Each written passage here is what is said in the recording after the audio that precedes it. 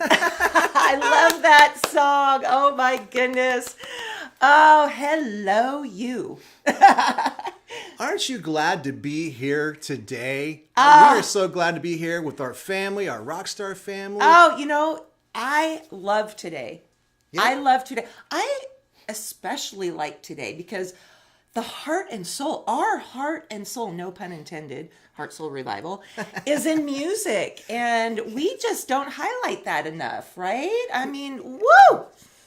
Music is a universal language. Yeah, and the frequency and music and all that. It's excellent. We've been doing it our whole lives. I mean, that's where I started, is on stages with choirs, jazz ensembles, singing on big stages to where I was like the little peanut to the nosebleed section. You know what? I'm going to give you carte blanche to name names because this girl is from Seattle, and Seattle's a tight music scene, and everybody knows everybody. So just throw out some names, like people who you knew and jammed with, were on stage with, performed It's with. not about name dropping, it's about the music community. And especially in Seattle, it was really a small, loving, supportive community. And back in the 90s, the grunge scene, I was in a original band with my first husband. And, we, even before that, when I was in college, I hung out, like I was friends with Queensryche, and we shared the stage with Alice in Chains and Pearl Jam. I mean, again, it's not about name dropping, it's how small of a community, and everybody supported each other. I was in heaven. I mean, those people are the coolest people. We shared a stage with Heart, and then we got to interview Roger Fisher so many years that's cool. later. So, I mean, that's where my roots are, just I'm in heaven. I truly am, to have those experiences firsthand as a musician, not just a fan, as sharing the stage with these people. And you did too, though. Oh my goodness. You're from Philadelphia, not from Philadelphia, but Pennsylvania. Pennsylvania. It's like 50 miles west of Philly. We played there a lot. We did some gigs, and all.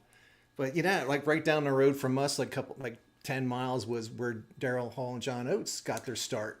Yep. Right there. And Richie Kotzen Yeah. is a friend of mine. He's a guitar player, and he recorded in my studio years ago. So Yeah. we know And then him really you well. got to go to New York a lot because it was within driving distance, and Put the band together got a on mission. recording contract. And Back when they actually had that. well, that was I'm just amazing kidding. stuff. The amazing stuff happened back then. Was like all the cool things. Because of that, we got songs played on TV, and got to start that ball rolling, Yep. because we're doing that now as well. Getting Yes, stuff on TV. yes, and- that's how we monetize. yes. So that's it's a fun sport, people. Get in it. Well, here's the deal, is that we are also music producers. I used to book bands in Seattle. That's another reason why I knew everybody. I even got to hang out with REM, and they're not even from Seattle. They just came into our studio. But it's, music is ever evolving. The music industry, I should say. Music is a universal language. When words don't speak, the frequencies, it touches us. We just had an interview with somebody that said he was going through the hardest time, and it was music that turned the page for him. Yes. So turned the page.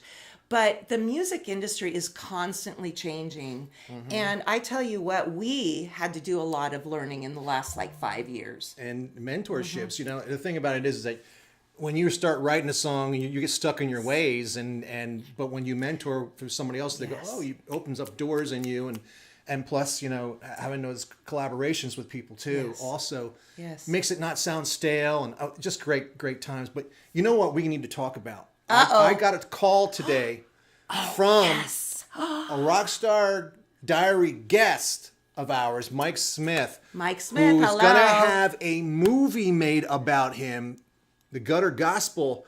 Yes. If you don't remember Amazing. Mike, he had a horrific life and was on the streets, and 6 years ago, he was homeless. and he was suffering with some undiagnosed mental conditions, but he completely transformed with the power of Jesus, started this whole thing called the Gutter Gospel, is out making a difference, a rockstar ripple effect in the world. And he was approached. He didn't seek this out.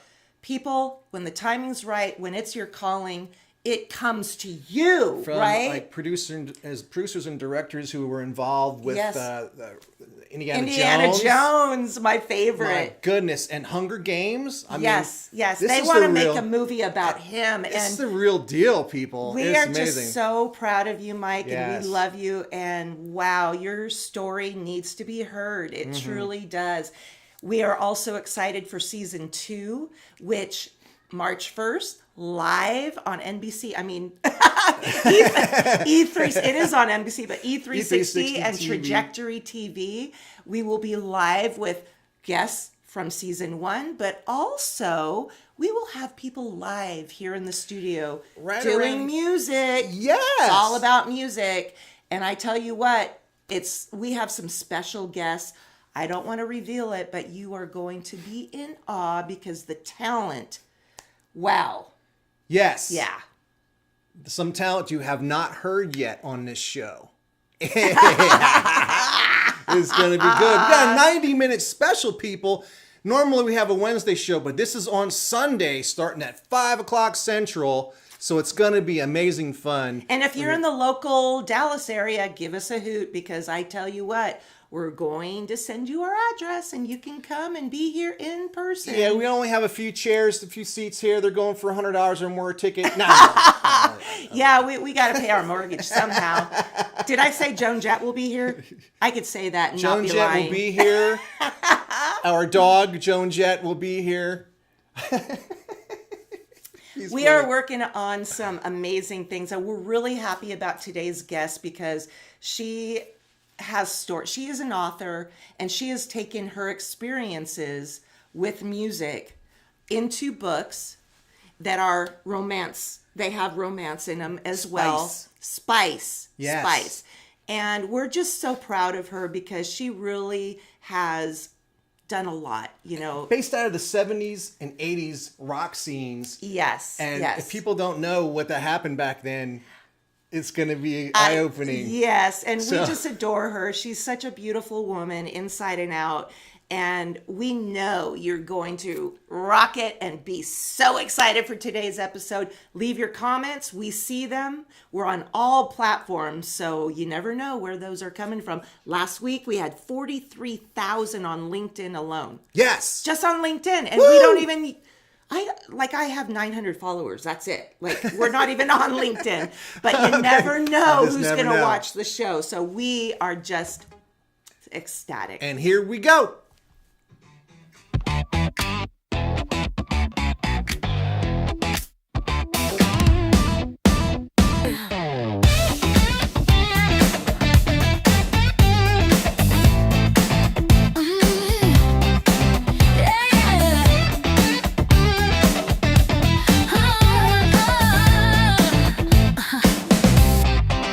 Baby, baby, baby.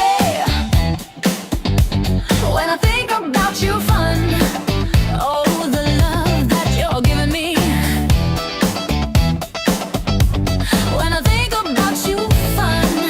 Yeah, the love that you're showing me. You're the light you make me wanna see. Just when I think you're done, what you gonna do for me? When I think about the fun and the love that you see in me. Welcome to Rockstar Diaries, Healing Out Loud with Heart, Humor, and Harmony. I'm Janine Emily. I'm Mr. Tracy Lee Smith. We are Mr. and Mrs. Smith. And tonight on Rockstar Diaries, we sit down with a woman whose life reads like a backstage pass to grit, grace, and pure fire. Truly. Beth Pellino-Dudzic grew up between the Bronx and Westchester, 2 worlds, 2 rhythms, 1 unstoppable heartbeat. She's a storyteller, forged in real rock and roll where truth is loud, courage is louder, and the stories never leave you the same. She is a mom to 3 fierce daughters, a brand new grandmother, and the powerhouse author behind the Perfection Saga. There's 3. Playing hard, playing high, playing rough. A series that hits as raw and real as the life that shaped it. Tonight we go beyond the page. We talk about the memories that still echo, the moments that broke her open, The woman who made her brave and the fire it takes to tell the truth, even when it's wrapped in fiction. If you've ever loved hard, fought hard, lost your way, or reinvented your entire identity, yes, this conversation will hit you right in the soul. She's here to remind us that you don't have to be perfect to be powerful. You just have to show up. That's my motto. Play hard and keep rewriting your story. So get ready. This episode is fierce, funny, vulnerable, and electric. This is Beth Pellino-Dudzic. Yes, welcome.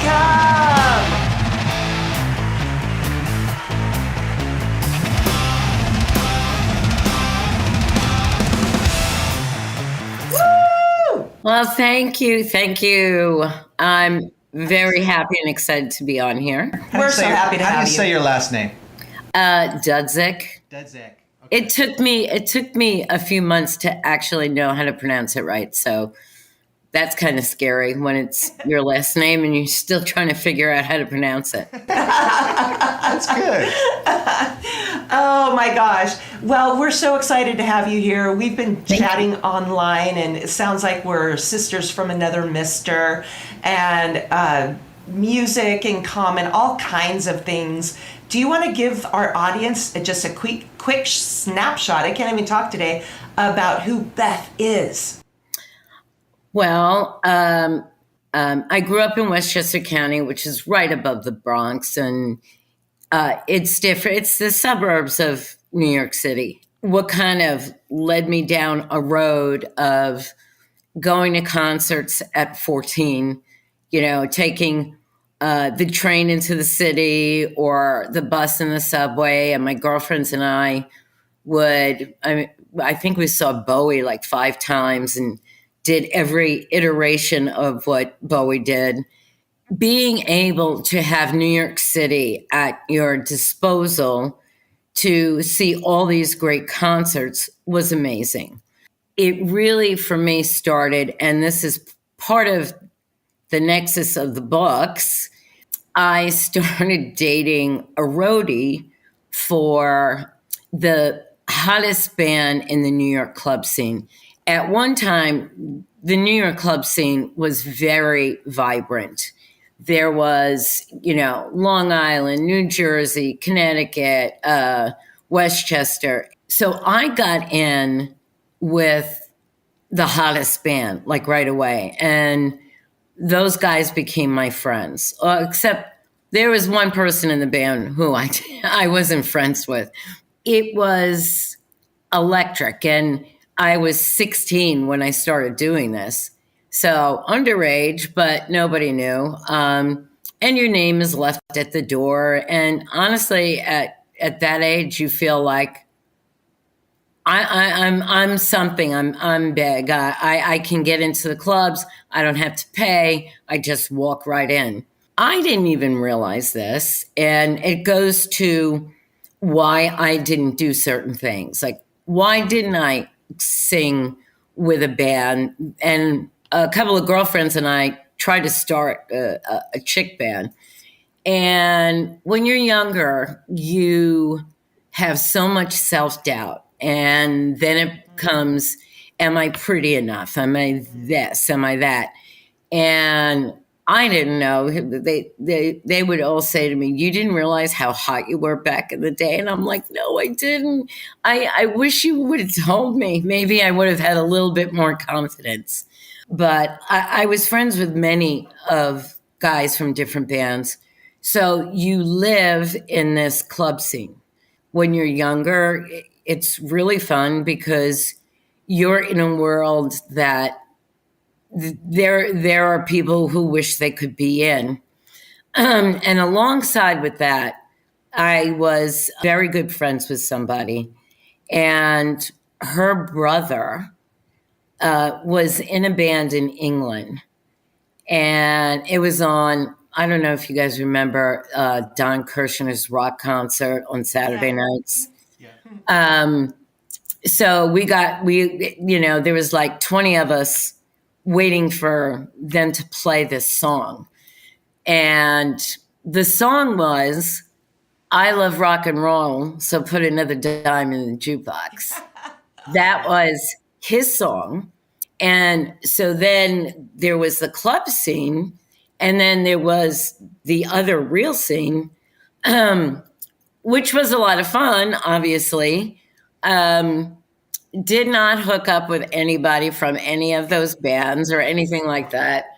And being somebody's girlfriend was a thing, right? Because you weren't just, it was a thing. It was like, don't talk to her. She's so and so's girlfriend. So, she's off limits. You said one thing that I kind of wanted to dive into a little bit, but I really want to dive into your books. But I think we were in the music scene at the same time, possibly. But I started in LA, and then I was in the Seattle scene, and Great scene. like it was quite male dominated.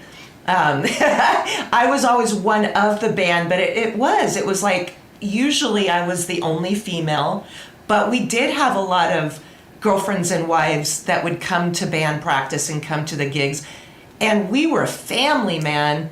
That was family. They were just as much in the band as the musicians, and absolutely, truly. But I do want to dig into those books because, man, your life is about rock and roll, and these books, playing hard, playing high, playing rough, they're like an emotional curriculum of your life. Can you tell us which chapter maybe talks about your journey the most? How did those all come about? Okay, so I have 4 stories, but this story I had in my head for over 25 years.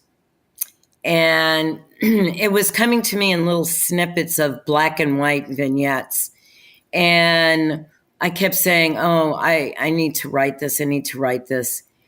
I was raising 3 daughters, so the idea of writing it was pushed to the side because you have other things to do. And I will say, my books are a great creation, but my daughters were the best creation I created. I finally, and it was about 3 years ago, I really felt, and there was a song that kind of boosted me to do this.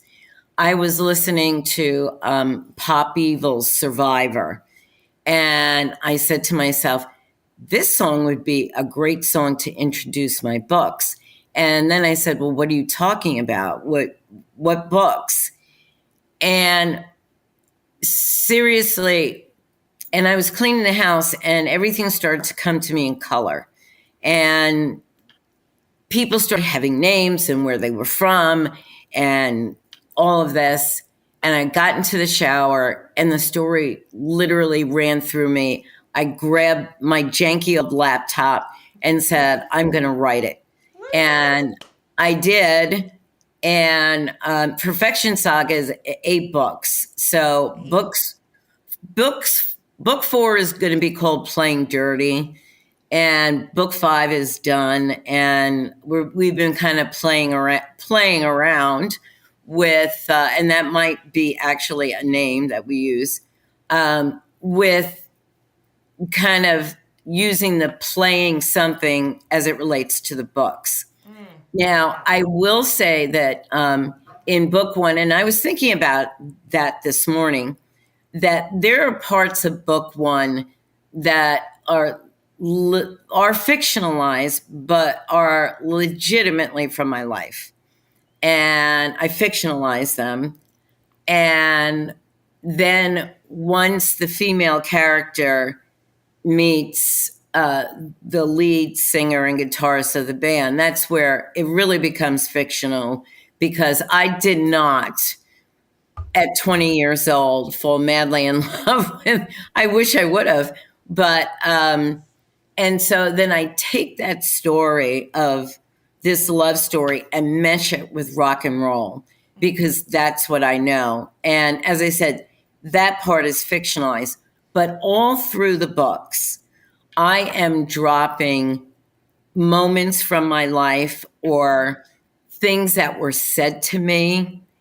And the female character, and some people think it's weird, but she is me and I am her. So when I read her, I'm writing things that I would say, and maybe I've never been in that position, but I use me. And then when I start, because when you write, you stop and then you have to go back and read 20 pages to get your head back in the groove of the character. For me, getting back into Gina is very easy. It's like this weird symbiotic relationship I have with her and the other characters. And so they're all very real to me. And when I jump into the writing, I am living their life. And so for me, that makes it more true to the music, to how things changed in the music industry over a 20-year period, as you know. Right. I have, and being self-published is a big thing. I found a group of women that I collaborate with, and after I thought the first book was one book, and they said, no, it's 2 books. And so we split it off. And I will leave you with cliffhangers, that's for sure. It became so easy to continue that and then make certain characters in the book that were antagonists, but make them super, super bad. Now the book has taken on this life, or the books, that I love. You're watching the Rockstar Diaries TV show.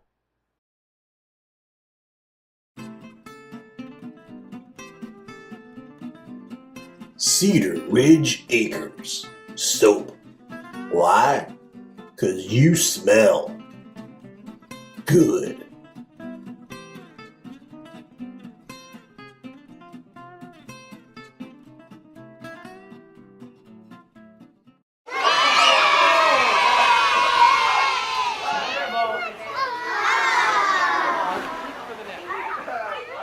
Get it while it's hot or cold. So good. Rockstar Diaries TV show. New season starts March 1st. You're invited to the party. I pity the fool who don't watch the Rockstar Diaries Healing Out Loud Season 2 premiere. Starts March 1st.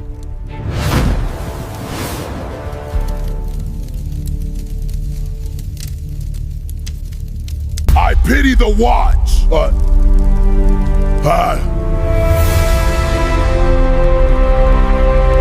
You're invited to the party.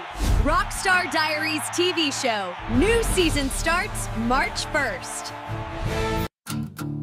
Rockstar Diaries TV show. New season starts March 1st.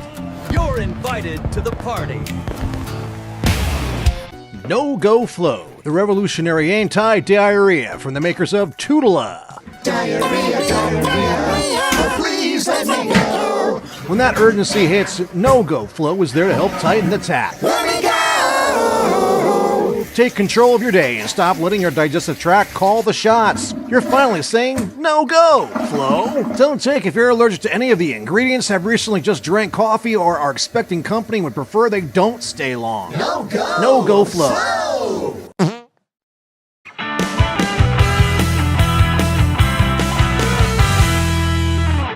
Powerful. I do want to backtrack because you Sure. said that the one book turned into 2. I love that. And that somebody else saw outside, because we do that with songs. Sometimes we fit way too much into one song and somebody's like, that's like 3 songs right there, right? Yeah. It's like, I have been practicing my voice because I do a mean workout every day, and I play my playlist from the books. nice. And I will say this, I used to be able to hit those high notes, but over the years, and I'm a smoker, so that doesn't help. But And I'm that chick who wants to sing the songs that guys sing. There are some days when I wake up and I know I have my voice. And then there are other days when it's just like, nope, it's not happening. Yes, and I teach voice, and on those days, don't push it because your voice is crying out for rest, and some people don't. They just keep on, and which I did. Like 20 years ago, I kept pushing, and then I ended up going to the doctor, and they're like, "You have the beginning of polyps or whatever you call those." Sure. You know, and that's how people get those is when they push their voice. When they shouldn't be. So I just wanted to say that. But yeah, that's great though that you are studying voice because people don't understand just how much work it takes to put into your vocals. Look, we've been to concerts where, name the band, and the lead singer for whatever, maybe they've done too many concerts in a row, their voice just isn't there. But yes. Oh, I wanted to say this before you go on is that I saw Cheap Trick one time. Yeah. And I love Robin Zander. Mm-hmm. His voice was going, but he screamed one note so bad that he sat down and he gave himself a migraine. And he even said, "Oh my gosh, give me a second." Like he screamed it and pushed the air out so hard that it gave him a migraine. I'm not laughing because that is a horrible thing. That was me years ago. Oh, yes, he did. He had long hair like yours. Back in the 80s. And, I'm down south in Alabama, so we don't get much here. But a lot of the bands, like from the 2000s, we're getting Creed, we're getting Theory of Dead Man, and 3 Days Grace, and 3 Days Grace, Seether. These guys are all touring now. Yeah. And that's because some part of the generation has found them and they're willing to pay to see them. Now, for me, I was very much, I love the grunge era. It was, to me, some of the best music that came out. And I love the fact that your guys are from Seattle. Yes. The thing that I'm most upset about in the grunge is so many of those talented guys, Cobain, Chris Cornell. When Chris Cornell died, I couldn't listen to any of his music because it shook me deeply. And then you have Lane Stanley of Alice in Chains, and you think back, and I know creative people have that switch, right? That they can go off the rail. And I think everybody who's creative, like yourself, either you're very well grounded or you have that switch that can go off. Yes, and I knew a lot of those people personally because Seattle is a real small music community. You would think that it would be huge, but no, everybody supported each other, everybody played together. And I have to say that there's a lot of drugs involved, which leads to depression, unhealthy living. Seattle's very gray, and I'm just going to say it. I lived it. I saw what happened, and you always have to remember your why you're doing this, your value, be in alignment with your purpose, right? And I do believe that a lot of those folks, they make their first million and they're not ready for it. They're not prepared for what happens. And Kurt Cobain is the best example of that. Yes, and he never wanted it. He didn't. He's an introvert. Yeah, he did have issues, and it's sad. My daughter was like, Courtney Love killed him. I know Courtney. She was so devastated. She was young, but she was so devastated. I think Chris Cornell was the one that really got to me because all of us, yeah. He had done so much, and he lived in New York and happily married, 2 kids, and it was like, what happened? And I know that they said it was the antidepressants that he was on, but a beautiful man in so many ways, in just who he was, his looks, his music, and it was just one of those pangs that I got. Same thing with Scott Weiland from STP. That was shocking. I did see. I saw STP twice. First time, he was on his game. Second time, Fuel played first, and then it was going to be STP. And there was an hour and a half that went on, and Scott just got out of rehab, and so we were all like, are they giving him the adrenaline shot in his heart? And so they did eventually come out, and he was very happy to let the audience sing with him so that he didn't have to really push it. Then I saw him with Velvet Revolver. He was I think he was really drunk. It was called Claus Fest. So Korn was there, Papa Roach was there, and I took my daughter wanted to go see Papa Roach.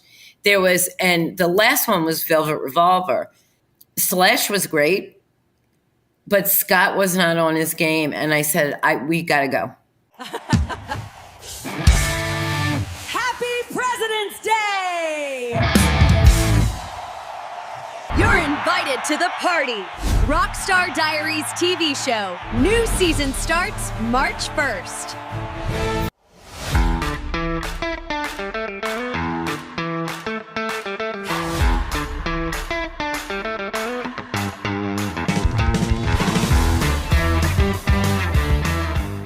We all know that polyphenols are necessary for our brain and our gut health. You can find highly rich polyphenols foods in your grocery store, fruits and veggies. Look for the dark colors, dark reds, dark purples, dark greens. So for instance, in the veggie, kale, spinach, it's obvious. Dark red onions are better than the white onions. As far as fruits, you've got your blueberries, your dark tart cherries, the dark reds, the dark blues, purples. And dark reds, even in the orange family, you could look for the dark orange tangerines or something like that. They are like 10 times more high in polyphenols than anything else. That is my tip for the day. Love ya. If you're bleeding out and want to know how to fix it, watch the 30-minute video and pay $45. If you're in an emergency and want to know how to fix it, are you tired of people trying to make a buck on their memes? Well, this is why we started a petition. Please sign the petition with your comment below. Begin the protest today with the "This Meme Sucks" emoji. We need this meme sucks emoji now. Sign the petition, link in comments, and drop a donation to Mrs. Smith. Thanks. Begin the protest today.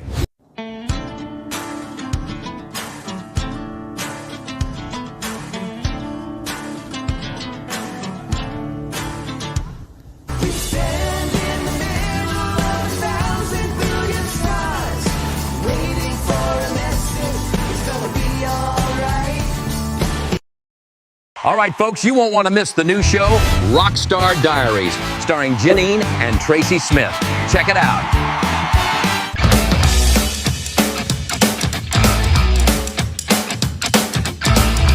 Come on and get ready. We got to go a long, long way from here. Can I ask you something? Because here at Rockstar Diaries, we really try to reflect stories of pain, to purpose, trauma. You have succeeded. You lived those years. We've lived those years and came out on the other side. And Right. that takes grit, man. So what has that rock and roll world taught you about life and love and grit to where you are on the other side of hope and happiness? Well, I think it comes to one thing, and older, we have this thing where we're like, I'm self-preservation, and it was like, okay, enough, I'm good, I don't need to.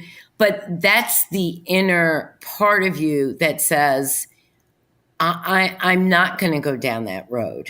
And I do want to be around. I don't. And you have to have that within you to say, yeah, I'm not going to do that. I don't want to be in rehab. I don't want to. And as I said, nothing, and I did a lot of stuff, nothing stuck with me. And I did see friends who went down that path. And it was horrible. And I'm sure you did too. So that's kind of the warning, like when you're watching it in front of you and you say, oh, no, I'm not doing that. Yeah, that basically happened to me. My dad was an alcoholic. My brother was pretty much into every kind of drugs there were.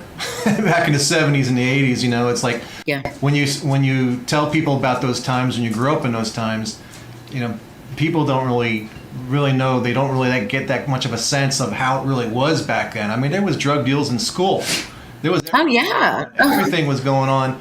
And they could get through because there were no metal detectors and stuff. I remember being in an electric shop class and two guys were so stoned on Quaaludes. Oh my God, Quaaludes. We're like, man, they need to be the nurse now. Oh yeah. Get some Narcan. Quaaludes will really knock you out. Everything you want was at high school, and it just grew exponentially as I got into the music world. Were you going to say something? I can just picture this now. The movie is in my head. The Rolling Stones and Foreigner at JFK Stadium in Philadelphia. And the movie isn't about the concert. It's about the night before, hanging out in the parking lot with everybody. That no one slept that whole entire night. Everybody, the movie, you just would not believe everything that happened during that night. There was a cop standing on the sidewalk and a guy 10 feet away from him yelling, "Anybody want some acid for sale?" And there was people going up and buying the acid from this guy who was 10 feet away from a cop. The cop didn't. It was like they didn't care. You know? Yeah. Drugs is a symptom of a greater. But what I remember though is the cops didn't do anything until the one guy decided to go over the fence instead of paying a ticket. Oh yeah. Gosh, the mounted police on the horse just clobbered that guy like beyond recognition just for hopping. Yeah, for going. So they didn't care about the drugs, but they cared about the money. $10 ticket. That's what $10 at the time. Right. Oh yeah. So Beth, if your readers could walk away with one revelation after reading your saga, or one or all three, what do you hope that is? The thing I want them to walk away with first is that it is a very deep romance between these two characters. And are they both flawed? Yes. And it's how their love and their flaws, they have to navigate going from, and the band, that guy that she falls in love with is from Vancouver, Canada.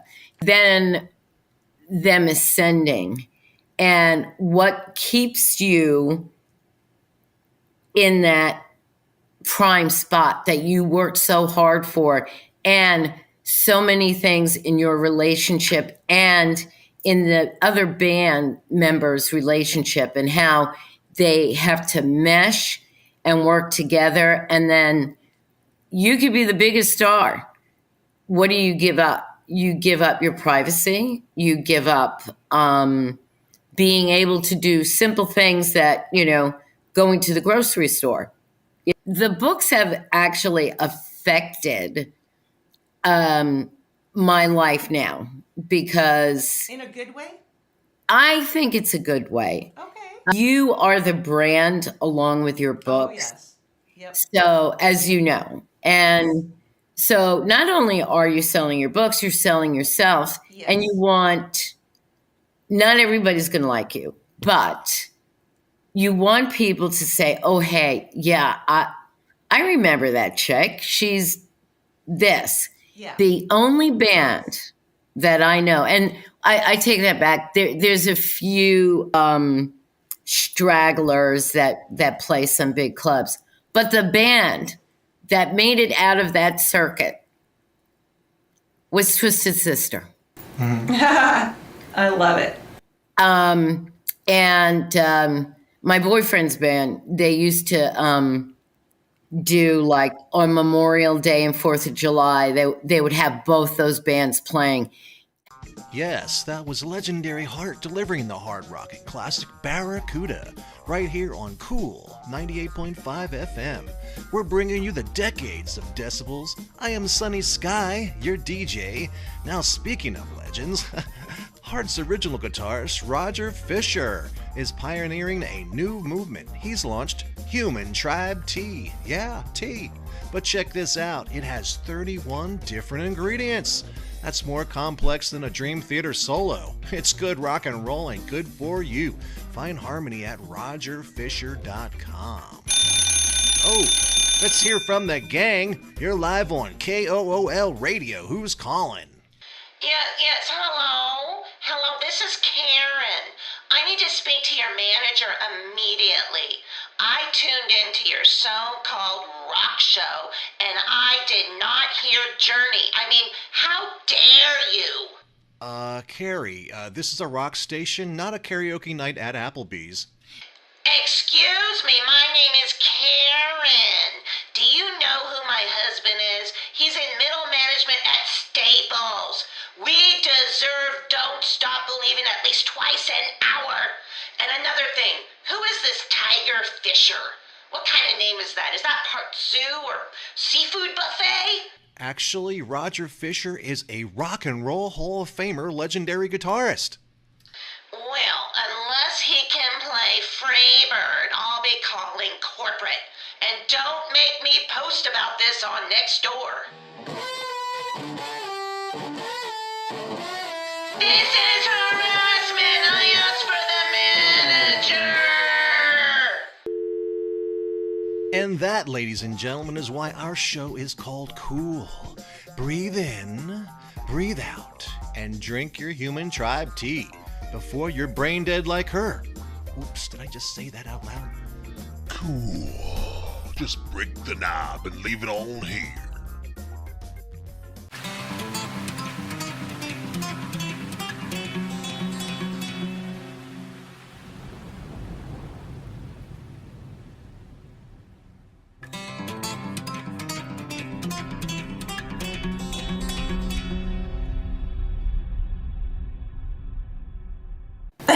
Okay, I got it. It's time for the hard question. Okay. It's a segment that we do on every episode. Okay. Now I'm looking in my drawers and I can't find any of my concert T-shirts. And back in the day, they're like $5. And yes. And I had so many of them, the really cool ones. It's like, okay, so now you have a choice. You either can go back in time to get that T-shirt. Well, no, let's say you can find that T-shirt, you can have that T-shirt, or you have to go back in time and relive that concert. Which one would you rather do? I would rather relive the concert because, like you, I had all these band T-shirts, and I don't know what happened to them. I have 3 younger brothers. I think they may have taken them. Yeah. When I was in New York, one of my daughters lives in Brooklyn. We went to a shop, and those concert T-shirts that we paid $5, maybe, oh my God, 10, are now 110. Wow. Right. For those original T-shirts. But I would rather go back and see the concert. And yeah. I love that because I would do. But I don't know. So when I'm talking about collaboration, and I'd love to work with you two, there is one person, and don't make fun of me when I say this, there is one person I would love to work with, but I would love to work with Nickelback, and I would love to work with Chad Kroeger in particular. Brett Smith from, why can't I think of the band? I know the band.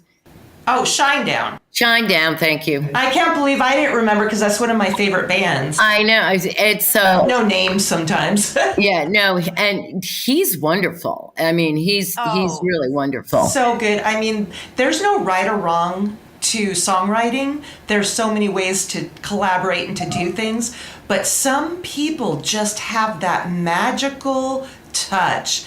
And he's one of them, and Ryan Tedder, of course, is one of them, who mentored me in songwriting. I learned so much from him.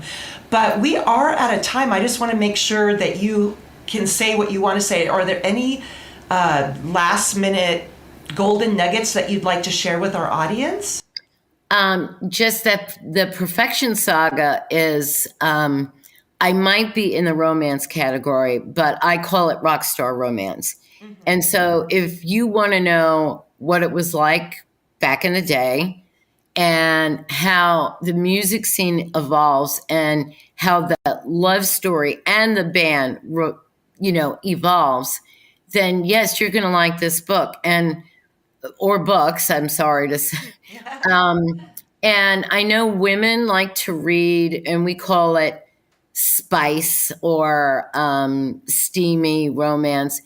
It has all of that. And I write the songs, and there's a playlist at the end of every book of the songs that they cover.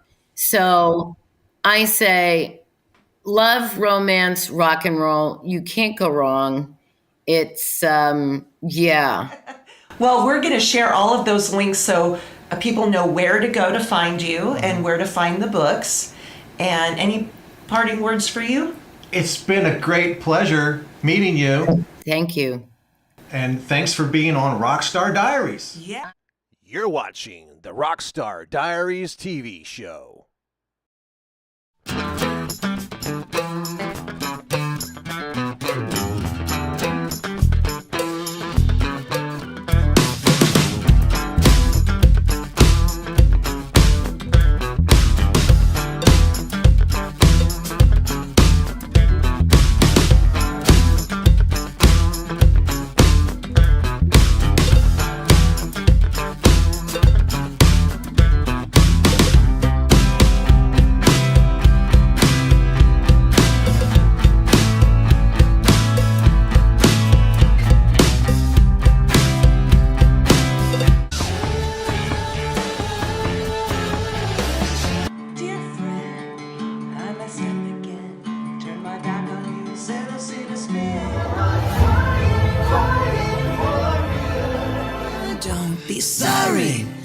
Sorry to say goodbye.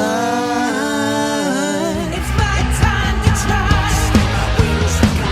I've been learning to fly.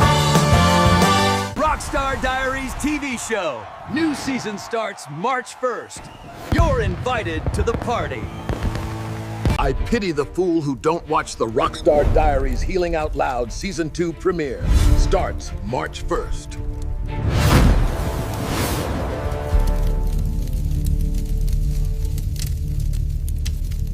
I pity the watch.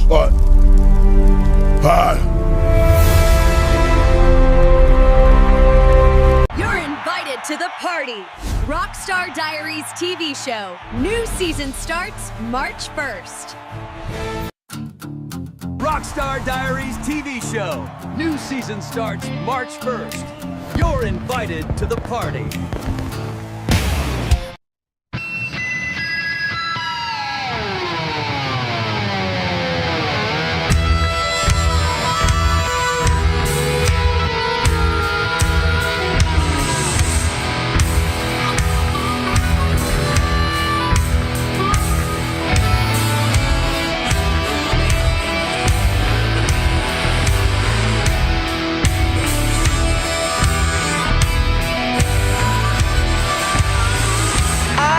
Forgiven